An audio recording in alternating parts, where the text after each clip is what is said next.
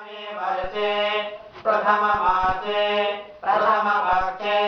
प्रथमदिवसे अन्यतृतीयामे तृतीये मुहूर्ते रथन्द्रादिवादिसङ्कल्पानां मध्ये अष्टमे द्विद्वितवाराकल्पे स्वयंभुवादिमन्वन्तराणां मध्ये सप्तमे वैवस्वतमन्वते कृता द्वापरकलिसंज्ञकानां चतुर्णामिकानां मध्ये वर्तमाने अष्टाविंशतितमे कलियुगे कलिप्रथमपादे भारतवर्षे भरतखण्डे जम्बूद्वीपे आर्यावर्तैकदेशे इन्द्रप्रस्थक्षेत्रे गौतमबुद्धमण्डलान्तर्गते नोएडा नगरे 41 सेक्टर भूखण्ड परिसरे प्रथमादिषष्टि संवत्सराणां मध्ये क्रोधी नामधेय संवत्सरे दक्षिणायने रवौ हेमन्त ऋतौ मार्गशीर्षमासे शुभे कृष्णे पक्षे अद्योदश्यां सोमहापूर्णतिथौ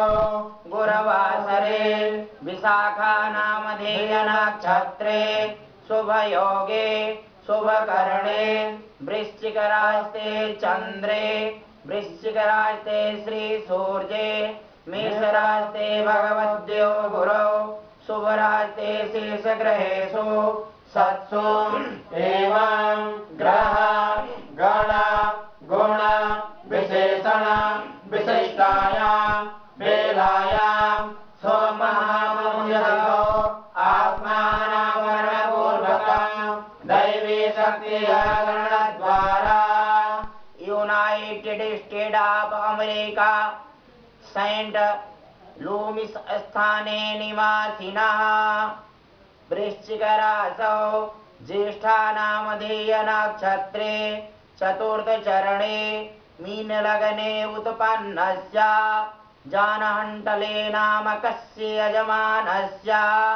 Kadiji pranam Rasi Nityaji, you can take your Johnji name, current place where he is right now, and inside your heart you can pray for him. You can tell his name. You also speak his name so that it can come in Yajna.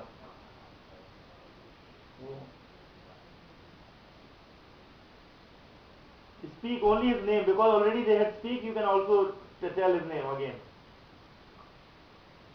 Slowly you can speak it, no problem.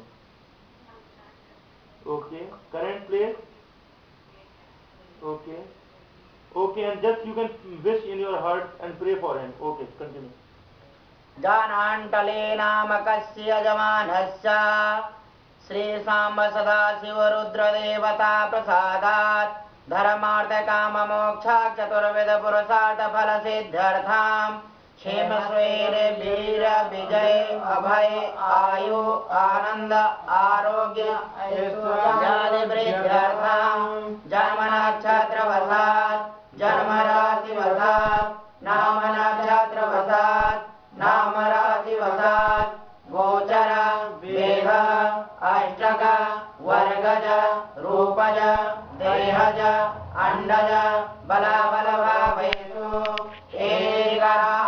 एकादशस्थानगताः तेषां ग्रहाणां शुभ एकादशस्थानफलप्राप्त्यर्थां दुःस्थानस्थितग्रहाणां सकाशात् शुभस्थानफलप्राप्त्यर्थां शुभस्थानस्थितग्रहाणां सकाशात् अतिशय शुभफलप्राप्त्यर्थां नक्षत्रदशामार्गे विंशोत्तरदशावशात् गुरुमहादशायां शनि अंतरदशायां शनि प्रत्यंतरदशाशान्त्यर्थां गोचरवशात् शनिग्रह देवता जन्यदोषनिमित्यर्थां आध्यात्मिक आदिदैविक आदिभौतिक त्रिविधतापत्रयजनित नवनवतापोपशमनार्थां दिव्यान्तरिक्ष भौमोदपात धूस्वप्नदोषकुण दुर्निमित्तान् सूचित सकल दुष्टारिष्टनिमित्यर्थां वायाभ्यन्तर शत्रुभिः कृतक्रियमाण करिष्माण मारण मोहनादि षड्विध कृत निवेद्यर्थाम् मंत्र यंत्र तंत्र विषय चूर्ण अभिचार प्रयोग कृतमादि सर्वोपद्रवशान्त्यर्थाम् महादशा अंतरदशा दशा मार्गे मंडूकावलोकनादि सन्निपात निवेद्यर्थाम् पांच भौतिका देहास्थिता वाता पिता कफादि द्वारा जनित जनित समान आदि व्याधि निवारणार्थाम् उग्र मृत्यु ध्रुव मृत्यु काल मृत्यु घोर मृत्यु क्षुद्र मृत्यु व्याल मृत्यु इत्यादि सर्वविध मृत्यु पीडा परिहरार्थाम् राज भय चोर भय अग्नि भय जल भय सर्प भय रोग भय शत्रु भयादि समस्त भय निवारण द्वारा अभय प्राप्त्यर्थाम् चिंतित कामना सिद्ध्यर्थाम् सर्वविध शारीरिक मानसिक क्लेश निवारणार्थाम् उत्तम आनंद आरोग्य ऐश्वर्यादि वृद्ध्यर्थाम् आदित्यादि नवग्रह अनुकूलता सिद्ध्यर्थाम्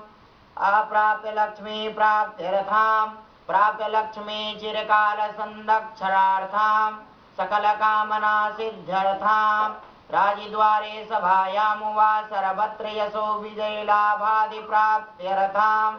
श्री सांब सदा शिव रुद्र पूर्णरूपेण कृपा प्राप्त्यर्थाम् रुद्राभिषेकाम् नाना नाम गोत्रोत्पन्नये ब्राह्मणये द्वारा अहं करिष्ये तथा च श्री महामृत्युंजय रुद्रदेवता प्रसादात् महामृत्युंजय पूर्णरूपेण कृपा प्राप्त्यर्थं हेतु महामृत्युंजय मंत्रः ओम हं ओम जूं सः ओम भूर्भुवः स्वः ओम त्र्यंबकं यजामहे सुगन्धिं पुष्टिवर्धनम् उर्वारुकमिव बन्धनान् मृत्योर्मुक्षीयमामृतात् ओम स्वः ओम सः ओम इति महामृत्युंजय मंत्रः नाना नाम गोत्रोत्पन्नये ब्राह्मणये द्वारा अहं करिष्ये वयं करिष्यामहे ओम जाग्रतो दूरमुदयति दैवं तदु शुक्लस्य तथैवैति